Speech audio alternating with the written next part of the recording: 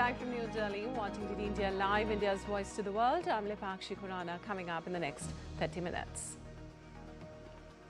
India's External Affairs Minister Dr. S. Jaishankar to attend SCO Council of Foreign Ministers Meet in China's Tianjin, also to hold bilateral meetings on the sidelines of the CFM. After 18 days of intense science experiments at the International Space Station, Axiom Mission 4 to depart from space splashed down on Earth on Tuesday. Trump says the United States will send Patriot air defense systems to Ukraine to meet a NATO chief amid plans to send Ukraine weapons through alliance. And in sports, Jannik creates history, becomes first Italian to win Wimbledon single title, beat world number 2 Carlos Alcaraz at the grass court in London.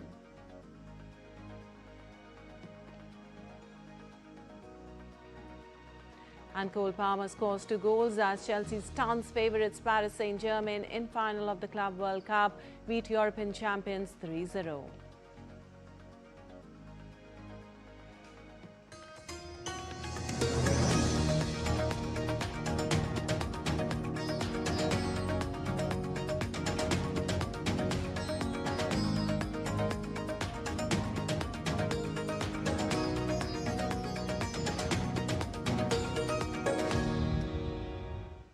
And on to the details now. External Affairs Minister Dr. S. Jaishankar will visit China today, where he will participate in the Shanghai Cooperation Organization Council of Foreign Ministers meeting to be held in Tianjin on Tuesday.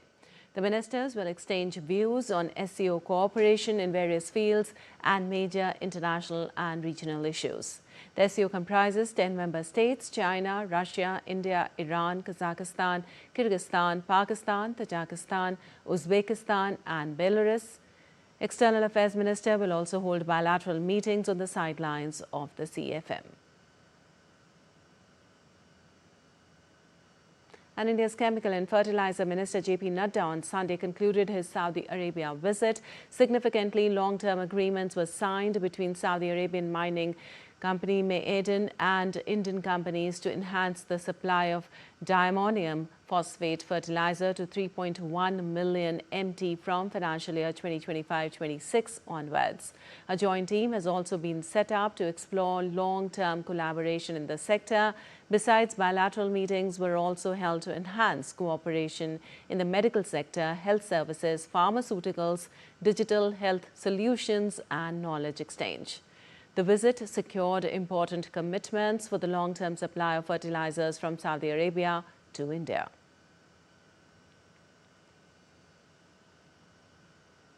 And the X-4 crew, which launched on June 25, 2025 from NASA's Kennedy Space Center, concluded their mission aboard the International Space Station after completing over 250 orbits of Earth and traveling more than 6 million miles. A special farewell ceremony took place at 7:25 p.m. IST, marking a historic moment as Group Captain Shubhanshu Shukla, India's first astronaut on the International Space Station, bid farewell to space. These missions have much far-reaching implications beyond science, and that is what I believe that this mission would also do in all of our respective countries as well. Going back from here, I carry with me a lot of memories and the learnings out of this mission that I would try and spread back.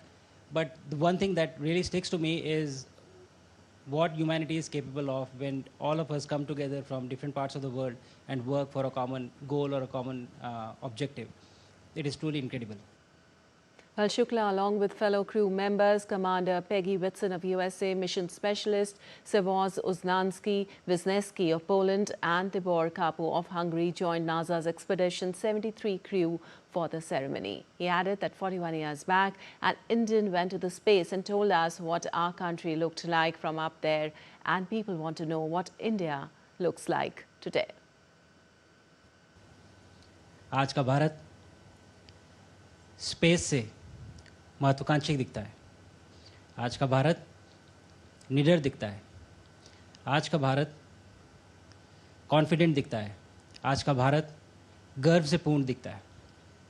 और इन्हीं सब कारणों की वजह से मैं एक बार फिर से कह सकता हूँ कि आज का भारत अभी भी सारे जहाँ से अच्छा दिखता है। Well, today marks 2 years of India's historic indigenous lunar mission. It was on this day in 2023, Chandrayaan-3 was launched and India etched its name in history by becoming the first country to land its spacecraft's Vikram lander on the moon's south pole. India is the 4th country to accomplish the feat. Its primary objectives were to demonstrate a safe and soft landing on the lunar surface, showcase rover mobility, and conduct in situ scientific experiments using Vikram and Pragyan. The mission aimed to further India's prowess in space exploration and pave the way for future interplanetary missions. Following the launch, Prime Minister Narendra Modi announced the decision to name the spot where Vikram lander made the soft landing as Shiv Shakti Point, and the site where the Chandrayaan-2 lander crash landed on the moon's surface in 2019 would be known as Tiranga Point. Also, August 23rd, the day the Chandrayaan-3 lander touched down on the lunar surface, is being celebrated as the National Space Day.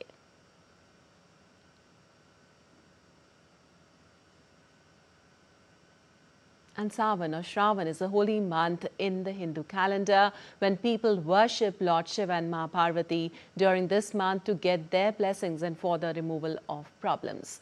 And the most important of all are the Mondays, with today being the first one of all, setting the tone for a month filled with devotion, fasting, prayer and rituals. In Delhi, Lord Shiva devotees are observing fast with the belief to be blessed with good health, relationship and for spiritual evolution. Huge crowd of devotees is visiting Gauri Shankar temple to offer prayers to Lord Shiva.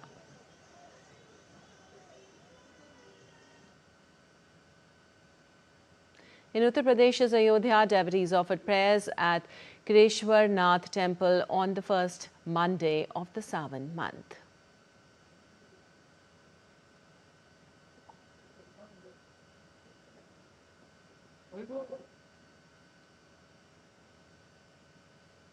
Also in Uttar Pradesh, Sangam city of Prayagraj is also decked up for the occasion. Huge crowd of devotees visited Mankambeshwar temple to offer prayers today.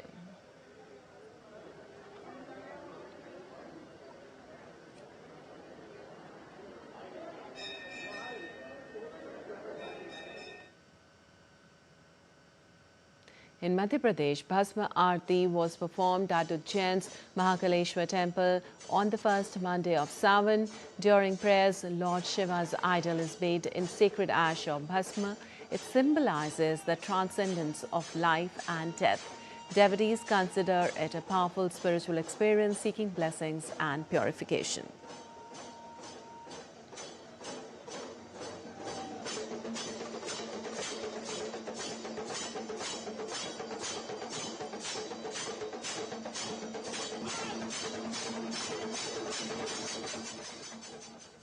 And the annual Amarnath Yatra continues in full swing. The 12th batch of devotees departed from Nanwan Base Camp in Pahalgam for their pilgrimage to the holy cave of Sri Amarnath Ji on Monday morning. The 38-day annual Amarnath pilgrimage to the 3,880-meter high holy cave shrine in South Kashmir began on July 3rd and will conclude on August 9th. As part of this year's enhanced security framework, over 8,500 troops have been deployed, supported by a wide array of technological and operational resources. Meanwhile, free langar or community kitchen services continue to support pilgrims en route, especially at the Jammu base camp and several locations along the national highway. Amarnath Yatra is an annual pilgrimage to the Amarnath cave, where devotees pay homage to Lord Shiva and Goddess Parvati.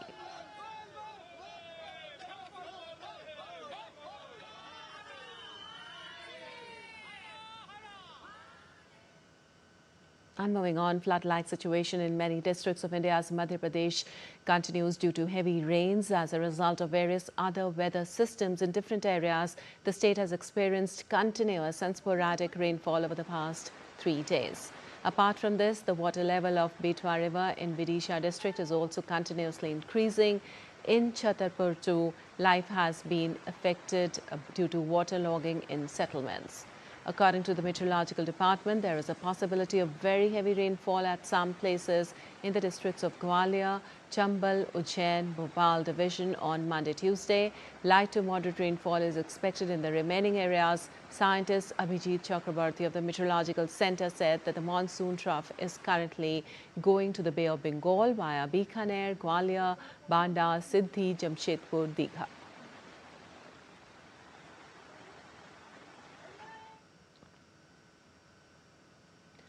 Parts of national capital Delhi were also hit by short but intense spells of rain on Sunday evening following dark grey clouds and gusty winds of over 50 kilometers per hour. The IMD has also forecast light to moderate showers in the city on Monday and patchy rain from Tuesday till Saturday. According to IMD, Delhi and NCR recorded rain due to the combination of three factors: presence of monsoon trough which was south of Delhi, impact of an active western disturbance, and low pressure area over northwest Madhya Pradesh with associated cyclonic circulation extending up to the upper tropospheric levels. And some international updates now. U.S. President Donald Trump said on Sunday U.S. will send Patriot air defense systems to Ukraine to help it fight off Russian attacks amid a soaring of his relations with Russian President Vladimir Putin. Trump did not specify how many weapons systems the United States would provide, but told reporters that it had not been agreed upon yet. Trump stressed that the United States would not pay for them as he heaped fresh criticism on Russian President Vladimir Putin. The move comes just 2 weeks after Washington said it would pause some arms deliveries to Kyiv. Trump also said his plans to meet NATO Secretary General Mark Rutte to discuss Ukraine and other issues this week. Well, I'm going to have a meeting with the Secretary General. It's coming in tomorrow. But we basically are going to send them various pieces of very sophisticated military, and they're going to pay us 100% for them. And that's the way we want it. And we've been trying to get that again. I don't think Biden ever asked for it. Putin really surprised a lot of people. He talks nice and then he bombs everybody in the evening. But there's a little bit of a problem there. I don't like it. Meanwhile, Ukrainian President Volodymyr Zelensky has asked for more defensive capabilities to fend off a daily barrage of missile and drone attacks from Russia.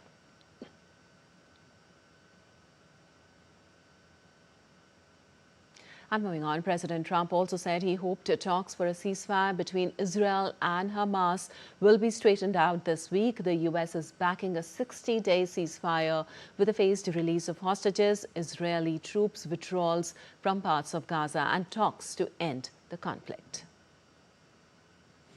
Gaza, we are talking, and hopefully we're going to get that straightened out over the next week. Let's see what happens. And still to come in this edition of DD India Live. European Commission delays retaliatory tariffs against US until early August. Trump and the First Lady Melania to make a historic second state visit to UK in September. And we'll give you all the highlights of India versus England third test match as India needs 135 more runs to win the Lord's Test.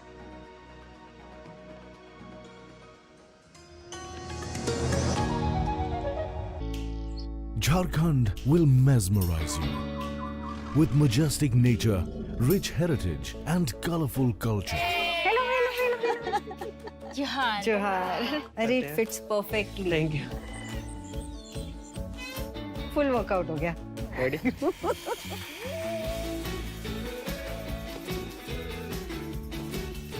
Postcards from Jharkhand on National Geographic.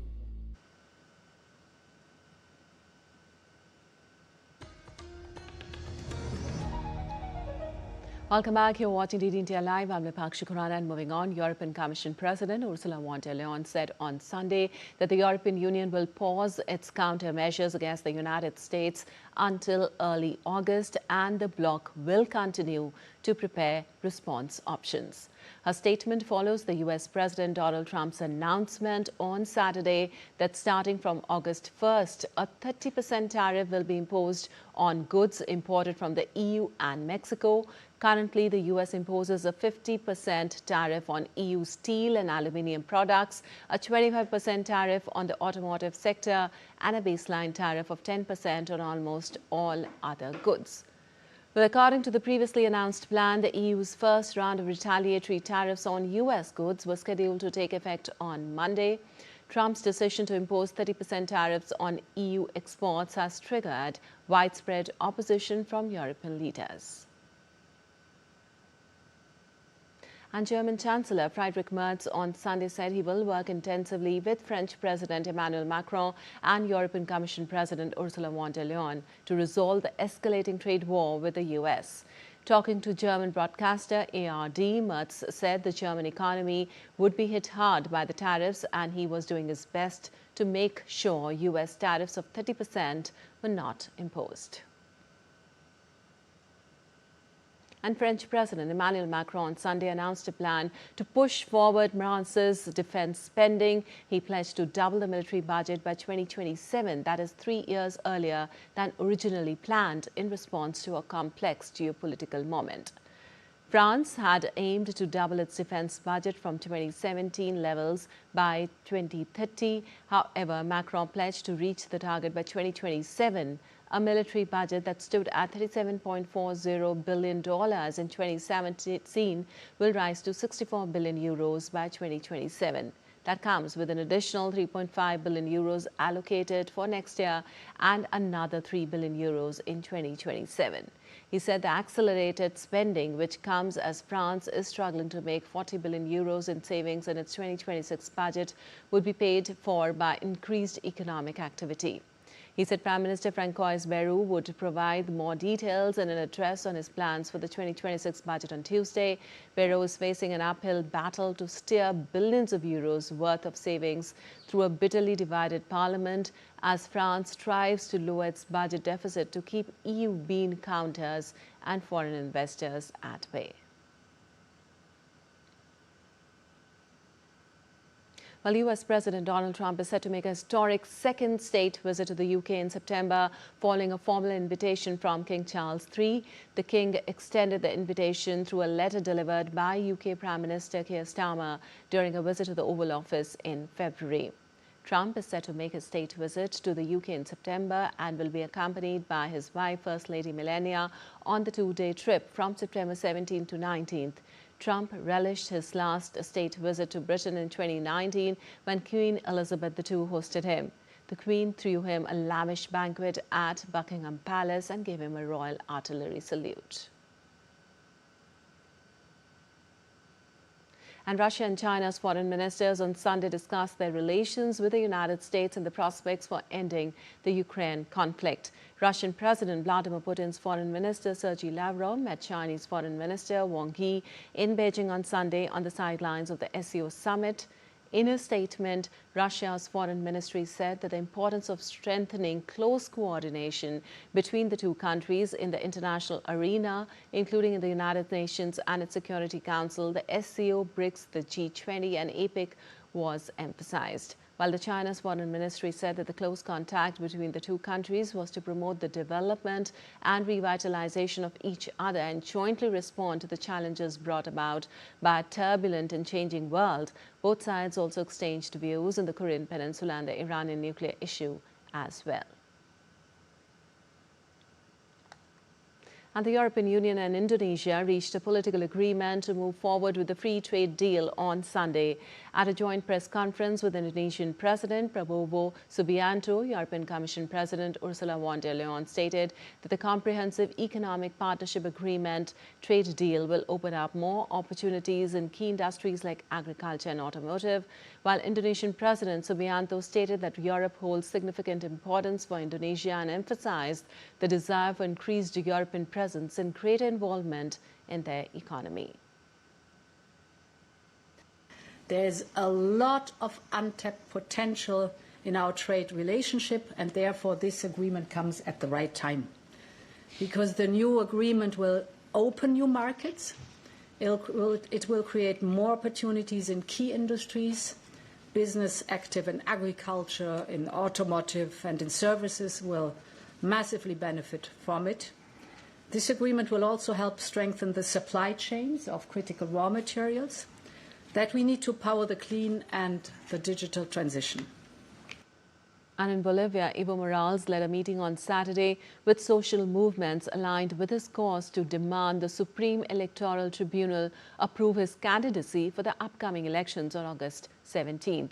The gathering took place in the region of Cochabamba, a stronghold of cocoa producers, amid strict security preventing access without passing through multiple checkpoints guarded by his supporters. Morales' new political organization, Evo Pueblo, lacks legal recognition, as does the Pan-Ball Party, with which he seeks to register for the elections. In June, Bolivia's Supreme Electoral Court disqualified Evo Morales for the elections. The court cited that the deadline for candidacy admissions had passed.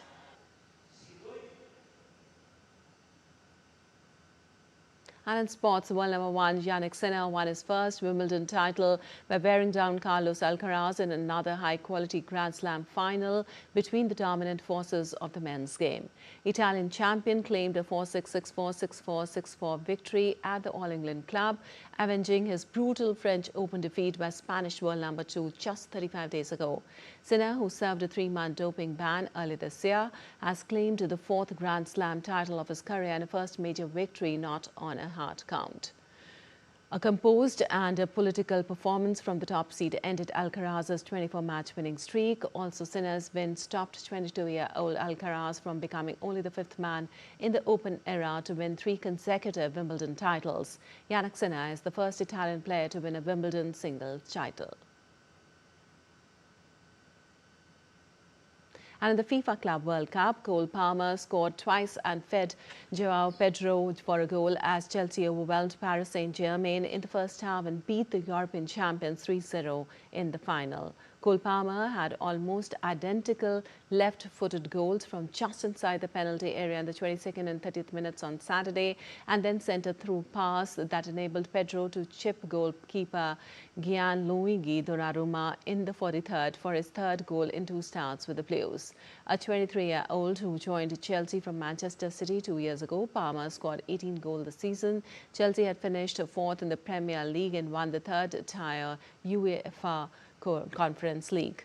While a heavy favourite who had outscored opponent 16-1, PSG had been looking to complete a quadruple after winning Ligue 1, the Coupe de France, and its first Champions League title. Nevertheless, the Blues took the world title for the 2nd time after 2021, when it was a 7-team event. And now to some update on Lord's Test between India and England. India's chase of 193 for victory took a dramatic turn late on day 4 on Sunday as England captain Ben Stokes dismissed night watchman Akashdeep off the final ball of the day. The wicket left the visitors wobbling at 58 for 4, still leading 135 runs to win with 6 wickets in hand. Rahul, India's first innings centurion, remained unbeaten on 33 of 47 balls, holding the innings together with a composed knock that included 6 boundaries. Earlier, Washington Sundar produced a superb spell of off-spin, taking significant wickets, leaving host a 2nd innings folding for 192, setting India 193 to win the test and take a 2-1 lead in the 5-match series. An Embassy of India in Nepal, in collaboration with Department of Music, Schools of Art, Kathmandu University, organized a musical program, Sangam Junction, that highlights the musical compositions of the departmental students, showcasing their abilities and innovative styles of traditional and fusion music. 6 musical bands performed in the event, attended by music lovers in Nepal Bharat Library, located in Kathmandu Valley.